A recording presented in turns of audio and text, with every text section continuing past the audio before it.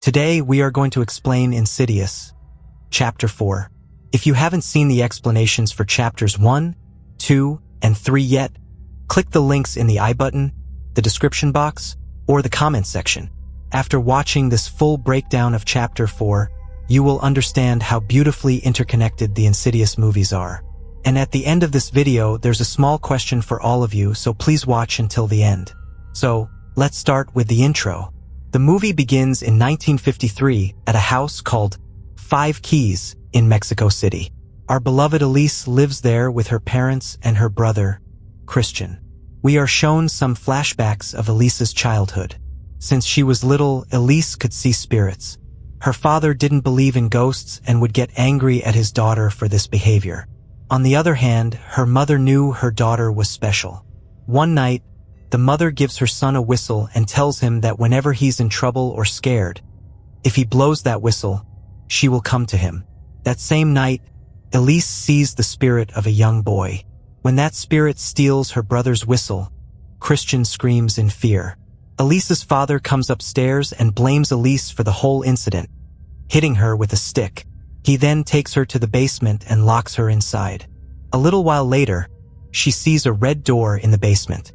Suddenly, an ethereal voice drifts in from the other side. Elise hears someone asking her to open the door, saying only she can open it. In reality, this door was a portal from the spirit world to the physical world. There were actually 5 such red doors. After hearing the voice, Elise opens the door with a nearby key.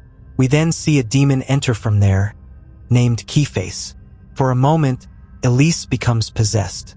When her mother enters the room, Keyface kills her. At that time, the entire blame falls on Elise. The scene then shifts to the present day. We see Elise waking up from this dream. That same day, a man named Ted Garza calls her. Ted claims his house is haunted. When Elise asks for the address, she is shocked. It is 5 Keys in Mexico City. This was Elise's childhood home. Initially, she isn't mentally prepared to go back, but encouraged by Specs and Tucker, Elise decides to go. Upon arriving, Elise sees the state of the house and realizes no one has lived there for years. Ted is likely the only person who bought it after her family left. Elise decides to stay in the haunted room for one night. As planned, Tucker sets up all the cameras. At night, Elise finds her brother's lost whistle and takes a picture of it. Suddenly, she senses a presence in the room. A girl's spirit appears, says, "Help the girl," and vanishes with the whistle. Elise tells Specs and Tucker about this. But Elise was surprised because she had seen this same spirit once when she was a child. Back then, when young Elise told her father, he said there was no girl there. When her father tried to hit her, she ran away from home and never returned until now. The next day, while Elise, Specs, and Tucker are at a restaurant, they meet 2 girls named Melissa and Imogen. Elise feels a strange sense of familiarity. Moments later, their father arrives, and Elise sees that the man is her brother, Christian. When Elise tries to talk to him, Christian tells her that he suffered a lot because of her. Their father was very abusive toward him, and Elise never came back to protect young Christian. He leaves in anger. However, Imogen comes to Elise and says her father is a good man and that Elise shouldn't be hurt by his behavior. Elise gives her the photo of the whistle she took that night and asks her to give it to her father, saying he would be happy to have it. That night, they try to contact the spirit again. This time, Elise asks her why she took the whistle and said, "Help the girl." When the sound of the whistle is heard again, Elise follows it and finds a door. Opening it, she is shocked to find a girl tied up in chains. They quickly realize this isn't a spirit but a living girl. The girl begs for help. Just then, Ted enters with a gun. Turns out Ted had been keeping the girl captive. Meanwhile, Specs, who was in the other room, hears everything, intervenes, and Ted is killed by Specs. After the police arrive, an officer identifies the woman as a nurse who had been missing for 4 months. The officer takes Elise to the station for questioning, where she explains everything about the house and that Ted was possessed. Suddenly, Elise sees Melissa's spirit behind the officer and realizes something terrible is about to happen to Melissa. Back at the house, Christian goes to his old home to look for the whistle his mother gave him. Melissa hears her father's voice from the basement, but when she goes there, she sees no one. At that moment, Keyface appears, possesses Melissa's soul, and takes her to the spirit world. Elise arrives, heads straight to the basement, and finds Melissa's nearly dead body. Melissa is rushed to the hospital, and Imogen asks Elise to help save her sister. Here we learn that Imogen also has the same powers as Elise, which she had never told anyone before. At night, Elise, Specs, Tucker, and Imogen return to the house. After searching, they find a girl's dress. After some thought, Elise realizes this is the dress of the girl she thought was a spirit during her childhood. But then comes the most shocking revelation. The girl Elise saw as a child was not a spirit at all. She was a living girl whom her father had locked in the basement and tortured for a long time. When Elise told her father about the spirit, he lied, saying he couldn't see anyone. The girl's name was Anna. She had tried to escape when Elise saw her, and Elise had mistaken her for a ghost. After Elise ran away, her father killed Anna. Elise realizes that both her father and Ted were possessed by the Keyface demon. Elise notices a thread from her shirt is caught on something. Following it, she finds several suitcases. In one suitcase, she finds Anna's belongings and a skull. Opening the other suitcases, she sees that each one contains a girl's skull. It wasn't just Anna. Many other girls had been killed. At that moment, Keyface emerges from a suitcase and attacks her. Tucker saves her just in time, but Keyface takes Elise's soul into the further.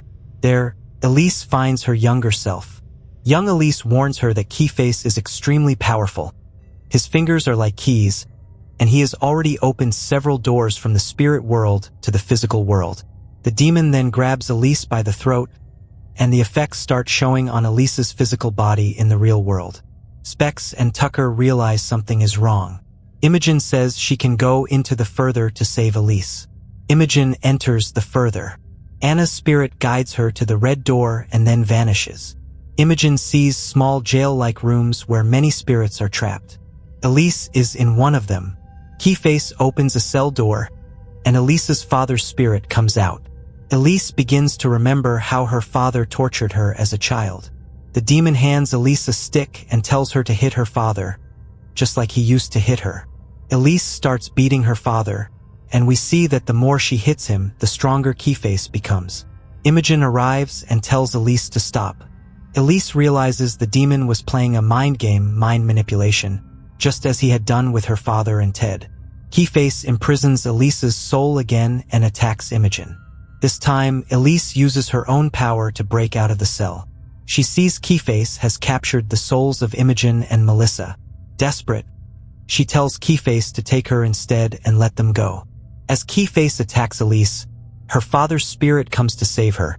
But Keyface destroys his soul and thrusts his key finger into Elise's throat. Seeing this, Imogen finds her father's whistle and throws it to Elise. Elise stabs the demon's head with a stick lying nearby. When she blows the whistle, her mother's spirit appears, drives Keyface away, and helps her daughter. Elise, Imogen, and their mother spirit then look for a way back to the physical world. Elise opens a door that leads to the basement above Dalton's room. This is the exact moment from Insidious. Chapter 1, when Dalton fell from the ladder and saw something strange in the corner. Those who have seen my explanation of Chapter 1 will recognize this moment.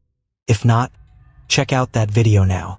Basically, Dalton had seen Elise and gotten scared. Leaving that door open, Elise opens another door and reaches the hospital.